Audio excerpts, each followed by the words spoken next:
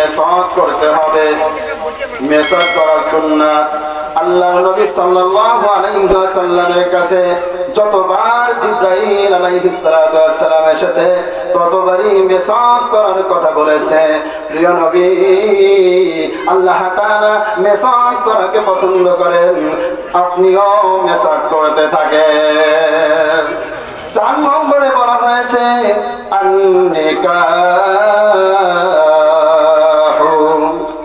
যখন বয়স হয়ে যাবে ছেলে মেয়ের তখন তাদেরকে বিবাহ দিতে হবে। দুঃখের বিষয়, পরিতাপের বিষয়, আজ আমাদের সমাজের অবস্থা খুবই নাজুক। উল্টো কাজ চলে। মেয়ের বয়স হয়েছে 25, 26, 27, এখনো বিবাহ দেয় না। এই মেয়ে নিজেকে চেক না দিতে পেরে অনেক গুনাহের কাজে লিপ্ত হয়। ছেলেদের বয়স হয়ে যাচ্ছে 27, 28, তাদেরকেও বিবাহ দেয় না। যদি জিজ্ঞাসা করা হয় কয় নিজের পায়ে দাঁড় হয় না। আল্লাহর নবী সাল্লাল্লাহু আলাইহি ওয়াসাল্লাম বলেন, যখন বিবাহের বয়স হয়ে যায় তখন ছেলে মেয়েদেরকে বিবাহ দিয়ে দাও। আর বর্তমান সমাজের মানুষগুলো বলে এখনো তাদের বয়স হয় নাই, নিজ পায়ে দাঁড়া হয় নাই, এই জন্য বিবাহ দেব না। হাদিসের সাথে আমাদের চেতনা সাংঘর্ষিক। আল্লাহর নবী বলেন বিবাহ দেওয়ার কথা, আর আমরা বলি এখনো কি হয় নাই, বয়স হয় নাই, নিজের পায়ে এখনো দাঁড় হয় নাই। আমি ওই সমস্ত পিতাদেরকে বলবো যারা নিজের ছেলে মেয়েদেরকে বয়স হওয়ার পরেও বিবাহ দিচ্ছেন না, যত গুনাহ করবে তার একটা অংশ আপনার আমলনামায় লিপিবদ্ধ হবে। নাউযুবিল্লাহ। সমস্ত নবীদের সুন্নাত 4টি। আল্লাহর নবী জনাবে মুহাম্মদুর রাসূলুল্লাহ সাল্লাল্লাহু আলাইহি ওয়াসাল্লামের সুন্নাত, এই সুন্নাতগুলো যদি আমি আপনি পালন করতে পারি, কাল কিয়ামতের ময়দানে আল্লাহর নবী সাল্লাল্লাহু আলাইহি ওয়াসাল্লাম বলেছেন আমার সাথে তারা জান্নাতে থাকবে। সুবহানাল্লাহ। আল্লাহ আল্লাহ মিকুনাদ শামস কামার, আল্লাহ আল্লাহ মিকুনাদ শাজর হাজার, আল্লাহ আল্লাহ মিকুনাদ জামু হাওয়া। ও প্রিয় ভাইরা আমার, গাছ আল্লাহ আল্লাহ বলতে থাকে, সূর্য আল্লাহ আল্লাহ বলতে থাকে, তারকারাজিগুলো আল্লাহ আল্লাহ বলতে থাকে, পশু পাখিগুলো আল্লাহ আল্লাহ আল্লাহ বলতে থাকে। যাদের হিস শক্তি নাই তারা আল্লাহকে বলে না, গাছ আল্লাহকে বলে না, মাছ আল্লাহ তাআলাকে বলে না। আপনি আল্লাহর বান্দা হয়ে আপনাকে 3.5 হাত বডি দিয়েছে, 360টি জোড়া দিয়েছে। বান্দারে, আপনি কেমন করে আল্লাহ তাআলাকে ভুলে গিয়েছেন, নবীর সুন্নাতকে ভুলে গিয়েছেন। আল্লাহর নবী হাদিসের মধ্যে বলেছেন 4 ব্যক্তির উপর আল্লাহ তাআলার লানত গজব। কয় ব্যক্তির উপর? 4 ব্যক্তির উপর আল্লাহ তাআলার লানত, আল্লাহ তাআলার গজব। এই 4 ধরনের ব্যক্তিরা কখনোই এই গজব থেকে রেহাই পাবে না, মুক্তি পাবে না। আল্লাহর নবী হাদিস শরীফের মধ্যে সুস্পষ্ট ভাবে উল্লেখ করেছেন। আলী রাদিয়াল্লাহু তাআলা আনহু قال رسول الله صلى الله عليه وسلم لعن الله من ذبح لغير الله، لعن الله من لعن والديه، لعن الله من آوى محدثا، لعن الله من غير منار الأرض। رواه المسلم।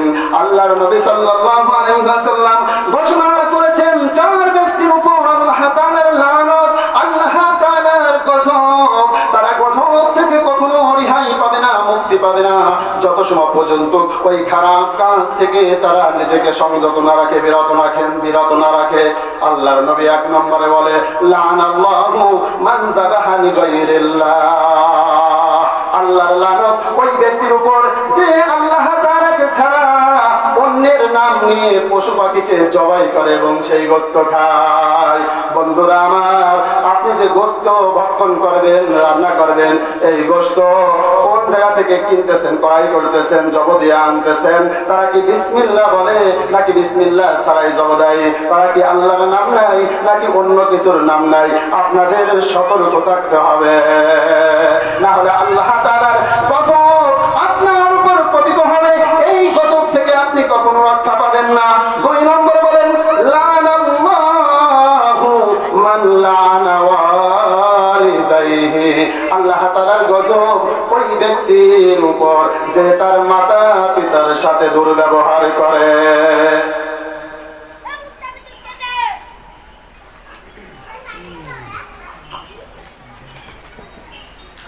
মাতা পিতার সাথে দুর্ব্যবহার করে, মাতা পিতার উপর লানত করে। যেই সন্তান মাতা পিতার সাথে দুর্ব্যবহার করে, খারাপ ব্যবহার করে, খারাপ আচরণ করে, আল্লাহর নবী বলেন 2 নম্বরে হচ্ছে ওই ব্যক্তির উপর আল্লাহর গজব। নিজে অনেক স্বাচ্ছন্দ্যে জীবন কাটায়, নিজের স্ত্রীকে অনেক সুন্দরভাবে রাখে, নিজের ছেলে মেয়েদেরকেও সুন্দরভাবে রাখে, কিন্তু নিজের মা বৃদ্ধ হয়ে গেছে, পায়ে স্যান্ডেল নাই, পরনে কাপড় নাই। যখন মা ডাক দিয়ে বলে, ছেলে রে, ও আমার ছেলে, আমাকে একটা কাপড় ক্রয় করে দাও, আমাকে এক জোড়া স্যান্ডেল কিনে দাও, জুতা কিনে দাও, তখন ওই ছেলে তাকে গালি দেয় এবং বলে, তুই যদি বেশি কথা কস তোরে আমার ঘর থেকে বের করে দেব। আরো বিভিন্ন ধরনের কথা বলে। বন্ধুরা রে আমার, আল্লাহর নবী সাল্লাল্লাহু আলাইহি ওয়াসাল্লাম বলেছেন, এই ধরনের সন্তানদের উপর আল্লাহ তাআলার গজব, এই গজব থেকে ওই সন্তান রক্ষা পাবে না যত সময় পর্যন্ত মাতা পিতার কাছে মাপ না চাবে এবং তাদের সাথে ভালো ব্যবহার না করবে। বন্ধু বানার 3 নম্বরে আল্লাহর নবী বলেন, মান আওয়া মুহাদ্দিসান।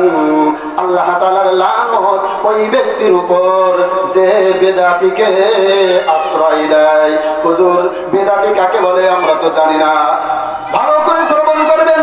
হযরতে বিলাল রাদিয়াল্লাহু তাআলা আনহু মুয়াজ্জিন ছিলেন, রাসূলের ঘোষিত মুয়াজ্জিন।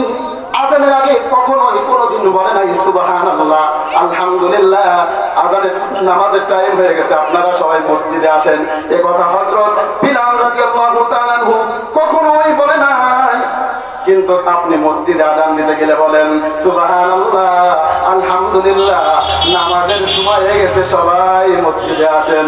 জুম্মার দিন বেশি বলে যে জুম্মার নামাজের আজানের টাইম হয়ে গেছে, আপনারা সকলেই মসজিদে আসেন।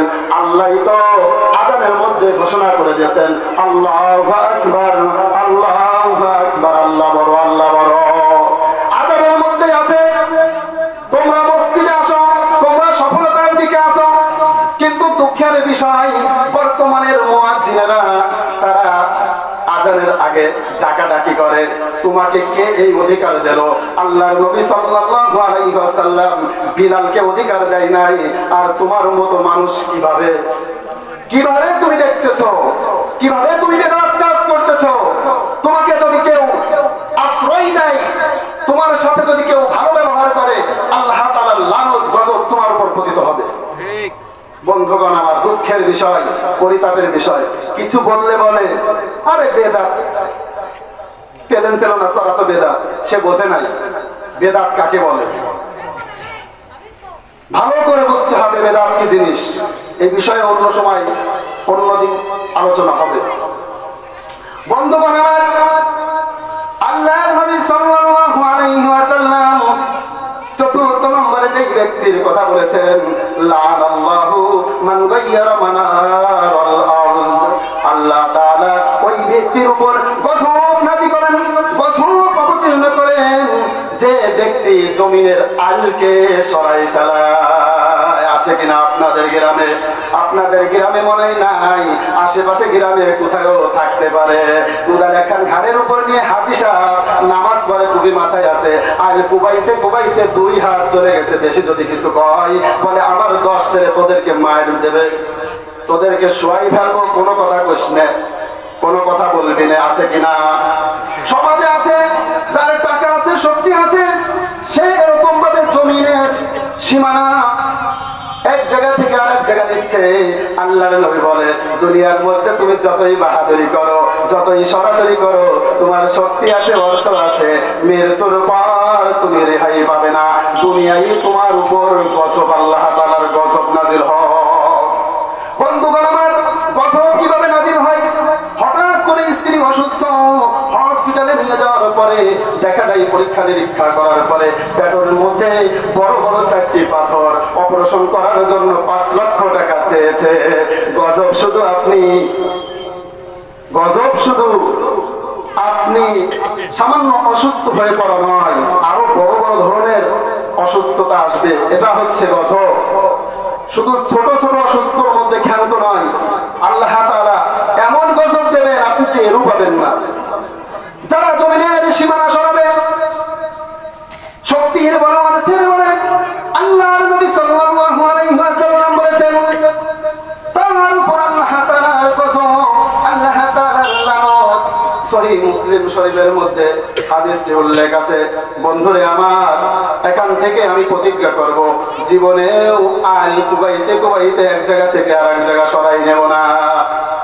অন্য হাদিসের মধ্যে আছে, মিশকাত শরীফের মধ্যে আছে, যদি কেউ অন্যের 1 বিঘা জমি নিয়ে নেয়, নিজের শক্তিতে বলে, কাল কিয়ামতের ময়দানে আল্লাহ তাআলা 7 তবক জমিন ওই ব্যক্তির গলায় ঝুলাইয়া দেবে। নাউযুবিল্লাহ। বন্ধুগণ আমার, 3 ধরনের চোখ জাহান্নামের আগুন দেখবে না। 3 ধরনের চোখ জাহান্নামের আগুন দেখবে না। আল্লাহর নবী সাল্লাল্লাহু আলাইহি সাল্লাম ঘোষণা করেছেন, আপনি চিন্তা করেন ওই 3 ধরনের ব্যক্তির মধ্যে, ওই 3 চোখের মধ্যে আপনার চোখ আছে কিনা, আপনি আছেন কিনা। আন মুআবিয়া ইবনে হাইদা রাদিয়াল্লাহু তাআলা আনহু قال قال رسول الله صلى الله عليه وسلم ثلاثة لا ترى أعينهم النار، عين حرست في سبيل الله، وعين بكت من خشية الله، وعين كفت عن محارم الله। আল্লাহর নবী সাল্লাল্লাহু আলাইহি ওয়াসাল্লাম বলেছেন, 3 ধরনের ব্যক্তির কোনো চিন্তা নাই, টেনশন নাই, প্রেশন নাই। ও আমার উম্মতের দল, তুমি কি ওই 3 ব্যক্তির মধ্যে আছো কিনা, অন্তর্ভুক্ত আছো কিনা? আন মুআবিয়া ইবনে হাইদা রাদিয়াল্লাহু তাআলা আনহু থেকে বর্ণিত, আল্লাহর নবী সাল্লাল্লাহু আলাইহি ওয়াসাল্লাম বলেছেন, 3 ধরনের চোখ জাহান্নামের আগুন দেখবে না। 1 নম্বর এমন চোখ যে আল্লাহর রাস্তায় জেগে জেগে পাহারা দেয়। হারাসাত ফি সাবিলিল্লাহ, আল্লাহর রাস্তায় জেগে জেগে যেই চোখ পাহারা দেয়, কাল কিয়ামতের ময়দানে ওই চোখ জাহান্নামে যাবে না, জাহান্নামকে দেখবেও না। 2 নম্বরে আল্লাহর নবী বলেন, ওয়াইনুন বাকাত মিন খাশিয়াতিল্লাহ, 2 নম্বরে ওই চোখ যে আল্লাহর ভয়ে ক্রন্দন করে, যে আল্লাহর ভয়ে কাঁদতে থাকে, ক্রন্দন করতে থাকে, আল্লাহ আমি জীবনে অনেক অন্যায় করেছি, অনেক অপরাধ করেছি, মাবুদ গো আমাকে মাফ করে দাও। রাতে দাঁড়াইয়া যাই নামাজে নামাজ পড়ে দোয়া দরুদ করে আল্লাহর কাছে হাত তোলে, ও মাওলা আমি যেই গুনাহগুলো করেছি কেউ দেখে নাই তুমি ছাড়া, মাবুদ গো আমাকে মাফ করে দাও, তুমি ছাড়া আমাকে কেউ মাফ করতে পারে না। আল্লাহ তাআলা ডাক দিয়ে বলে, বান্দারে তুই যদি আমার কাছে হাত তুলে দোয়া করিস, আমি আল্লাহ অবশ্যই তোকে মাফ করে দেব, কিন্তু দোয়াটা করা লাগবে, আল্লাহর ভয়ে ক্রন্দন করা লাগবে, কাঁদা লাগবে, ঠিক কিনা চলে বলো? আল্লাহর নবী 3 নম্বর ব্যক্তি, 3 নম্বর চোখের কথা বলেছেন, আইনুন কাফাত আন মাহারিমিল্লাহ, যেই চোখ হারাম জিনিস থেকে বেঁচে থাকে। বর্তমান সমাজে মোবাইলের মধ্যে ইউটিউবে গিয়ে নাচ দেখে, ড্যান্স দেখে, গান শোনে, আরো যত ধরনের ফাহিশা কাজ আছে সেগুলো বর্তমানের যুবক যুবতীরা, বৃদ্ধরা সবাই একত্রে দেখা শুরু করে। আর ফ্যামিলির মধ্যে টিভি ছেড়ে দিয়ে সবাই ফ্যামিলির বসে গোল হয়ে দেখতে থাকে আর হাসতে থাকে। কি করে? হাসতে থাকে। অথচ আল্লাহর নবী সাল্লাল্লাহু আলাইহি সাল্লাম বলেছেন, 3 নম্বরে যারা কাল কিয়ামতের ময়দানে রক্ষা পাবে তাদের মধ্যে 1 ধরনের চোখ হচ্ছে, 3 নম্বর চোখ হচ্ছে যে হারাম কাজ থেকে বেঁচে থাকে, হারাম জিনিস দেখে না। বর্তমান আমাদের বাড়িগুলোর মধ্যে পর্দা নেই, হঠাৎ করে একজনের প্রয়োজন হয়েছে, বাড়ির ভিতর সালাম নাই কালাম নাই, ঢুকে যায় বলে চাচি চাচা কোথায়। যদি আপনি এরকম বলেন, আপনার এই চোখ জাহান্নামের আগুন থেকে রক্ষা পাবে না, জাহান্নামের আগুন অবশ্যই দেখবে। পাশের বাড়ি প্রয়োজন হয়েছে, যায় গল্প করা শুরু করে, চাচা সবকিছু ঠিকঠাক মতো করতেছে কিনা, ভাবি ঠিকঠাক মতো করে কিনা। বন্ধুরে, আপনি আপনার নিজের স্ত্রীকে পর্দায় রাখেন না, আপনাকেও ছাড় হবে না। মিশকাত শরীফের মধ্যে